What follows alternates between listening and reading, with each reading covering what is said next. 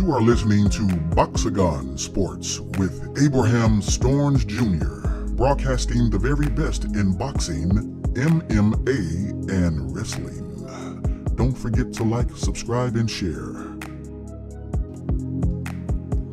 What's up, fight fans? Today I'm going to talk about UFC 249 that just recently took place. UFC 249 is one of the biggest sporting events taking place right now, and one of the only sporting events, I should say, that actually took place during the coronavirus pandemic. Ever since sports got canceled back in early March, there has been no live sports taking place other than professional wrestling. But as far as the non-scripted sport like the UFC, they actually made a return this past Saturday night. UFC 249 lived up to the hype. There was a lot of concerns about the card taking place because of the virus going on right now. That a lot of people and critics felt that the fighters are risking their health with the virus going around. But most of the UFC fighters' tests came out negative, except for Jacare Souza, who was supposed to be taking on Uriah Hall on the prelim card. Jacare Souza tested positive for the virus, and also two of his cornermen also tested positive for the virus. So Uriah Hall dodged a bullet right there from potentially catching the virus if they would have fought. But hopefully Jacare and his cornermen recover from the virus and be safe, and hopefully their families stay safe as well. So on the prelim card, we had Ryan Spann taking on Sam Alvey. Ryan Spann won by decision. The most crazy thing about that fight is that Spann almost put Alvey to sleep with a sleeper hold submission while they were standing up. I thought the fight was going to end right there, but instead it went all 3 rounds, and Spann up winning by decision. He was the more busier and aggressive fighter in that fight. And also next on the card, we have Bryce Mitchell taking on Charles Rosa. This fight was actually, I would say, the least exciting fight on the card. Bryce Mitchell pretty much just used ground and jiu-jitsu techniques. Jiu-jitsu is very helpful in MMA. A lot of some fight fans think that whenever a fighter attempts to shoot takedowns and stay on the ground for the whole entire fight, that the fighter's uneventful. I mean, that could be true, but I mean, Bryce Mitchell did what he had to do. He was a better, he had more ground technique than Charles Rosa. He ended up winning that fight by a unanimous decision. So Bryce Mitchell, we'll see what's next for him in the upcoming future. Next, we have one of the most exciting fighters at 170. We had Vicente Luque taking on Nico Price. Vicente Luque knocked out Nico Price, and he gave him a nasty cut on his face, and his eye was messed up too. It was pretty gruesome to watch. Vicente Luque always puts on a very exciting show. He had a few good fights back in 2019, taking on Brian Bardabera, and he took on a few other guys at 170. And Luque ended up beating Price this past Saturday night. So I'm pretty sure Luque is going to be seeking for a title shot sometime in the future. Next, we got the only women's fight on the card. We got Carla Esparza taking on Michelle Waterson. This fight was very controversial. Carla Esparza won by split decision. I felt Michelle Waterson should have won that fight. I felt that she was landing more strikes, but somehow Esparza got the split decision victory. Also, we had a heavyweight fight. After that one, we had Alexei Oleinik taking on Fabricio Verdum. Fabricio Verdum is a former heavyweight champion. He defeated Cain Velasquez back in 2015. He's been around the game since the late 90s. He's 42 years old now. He still came out aggressive. He didn't look like he was in the best of shape. Usually Verdum is a little bit smaller than what he came in as. He was much bigger this time. It was a pretty close fight, but Oleinik ended up appointing Fabricio Verdum, and that result didn't really shock me at all. And also the main event on the prelim card, we had Anthony Pettis rematching Donald the Cowboy Cerrone. Both guys are coming off losses. Cowboy lost to Conor McGregor back in January. Pettis, I think he lost to Nate Diaz in his last fight. But both of these guys had their rematch. Their first fight took place in 2013. Pettis won by a first round KO. This fight right here, I was expecting Donald Cowboy Cerrone to get his redemption, but he didn't. Pettis somehow won by unanimous decision. It was a very great back and forth fight. I felt that Cowboy was landing some devastating blows that could have put Pettis on the canvas or out cold. Pettis, I don't know how he stood up and fought through some of those shots. Take my head off to Anthony Pettis and both Cowboy Donald Cerrone. It's not really no loser in that fight. Cowboy should have got the victory, though. I was a little disappointed he didn't get the victory.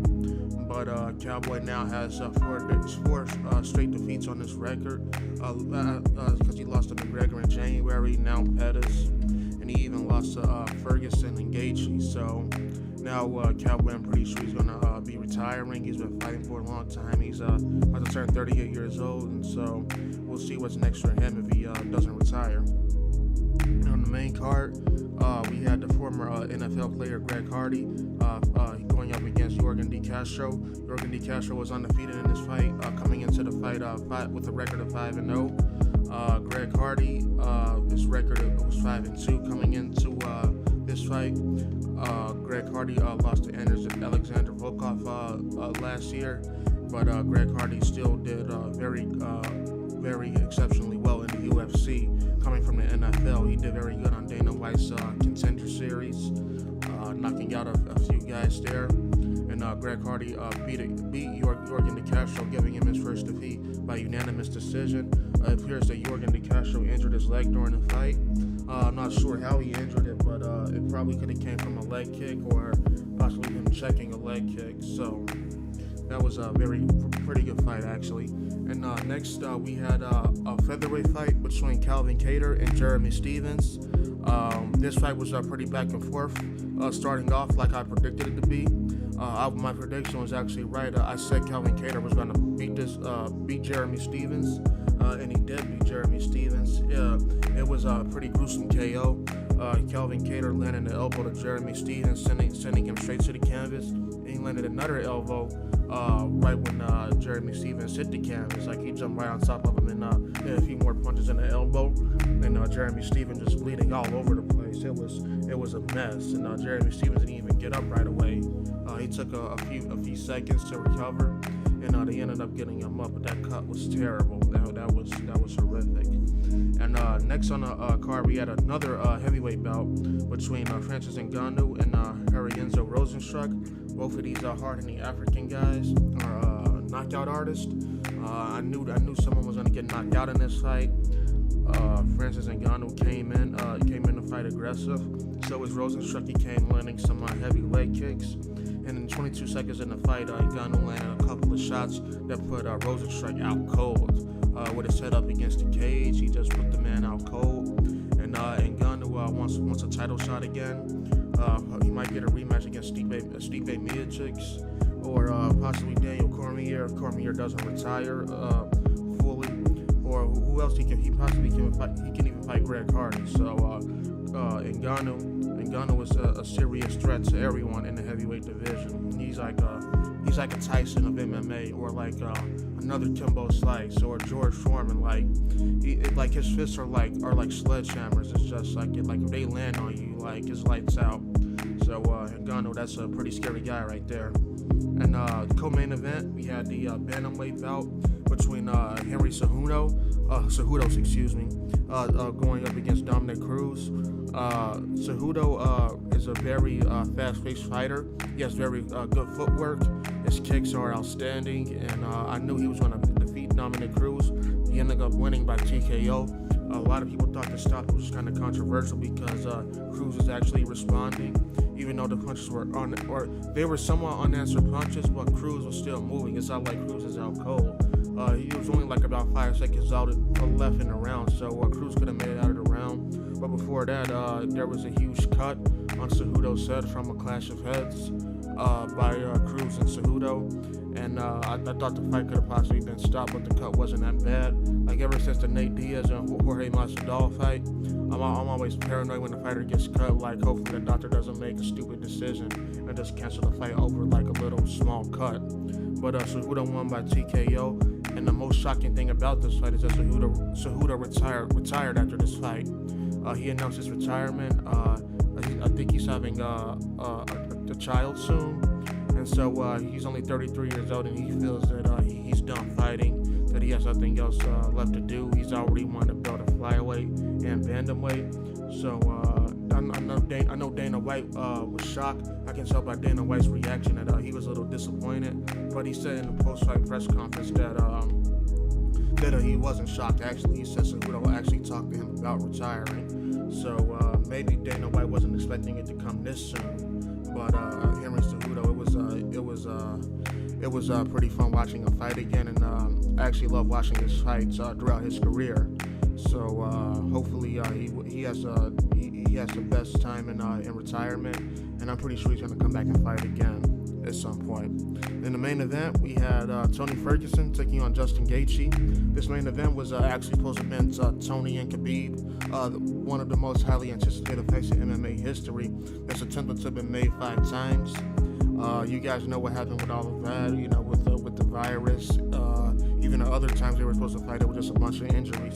So instead, Justin Gathje stepped in and faced Tony Ferguson. So the thing is, Tony Ferguson cut weight twice. He still decided to make weight for some odd reason back in April when the fight was going to take place before the card got canceled. But Tony Ferguson, he said he's been training since November or December, and I'm pretty sure his body was burned out because it's May now. So Tony Ferguson came out in the first round, in the first 2 minutes, throwing some good leg kicks and landing some very great shots. And the fight was an all-out slugfest. Like, oh my God, like Tony Ferguson and Justin Gathje put on the show. Like, if you guys didn't see this fight, you guys got to go watch it. Just look on the internet for it. It might be on UFC's website. Even if they charge you guys, like, just tune in. Like, Tony Ferguson and Justin Gathje, that was a back and forth battle. So far, it's the fight of the year for me. As of right now, Justin Gathje ending up beating Tony Ferguson by a 5th round TKO. Justin Gathje was landing some very great shots on Tony Ferguson. Tony Ferguson has a chin, because anytime Justin Gathje lands those shots, it would put anybody else out cold. But Tony Ferguson was just walking right through his shots. It was crazy. Like, that's a Mexican warrior right there. It's just like, it took a lot for him. It took a lot for him, like, just to say no more. Really, he didn't say no more, but in other words, it took a lot for the referee to say, hey, no more. This fight's over with. I think Tony Ferguson probably could have attempted to go to the ground a little bit more, because if he would have went to the ground, I think Ferguson would have had a better chance of winning, because it would be like less footwork and less movement, because his body was obviously burned out from those 2 weight cuts in training in December. But he had to do what he had to do as a fighter. He still wanted to come in there and fight, despite all the issues with weight cutting and things like that. So Tony Ferguson has nothing to be ashamed of. He came out and fought like a warrior, and the curse between him and Khabib still lives on. The fight might not happen now. I said on my one of my previous videos about this card that I said, with all due respect, I didn't want Gaethje to win this fight, because I wanted to see Khabib and Ferguson fight at some point. Obviously, Justin Gaethje stopping that fight from happening. That's another roadblock for Khabib and Ferguson. So I'm pretty sure that Gaethje will be fighting Khabib sometime in 2020 for Khabib's title, or Gaethje might even go up against someone like McGregor. And I'll even like to see a rematch with Ferguson. Now, Justin Gaethje is very underrated.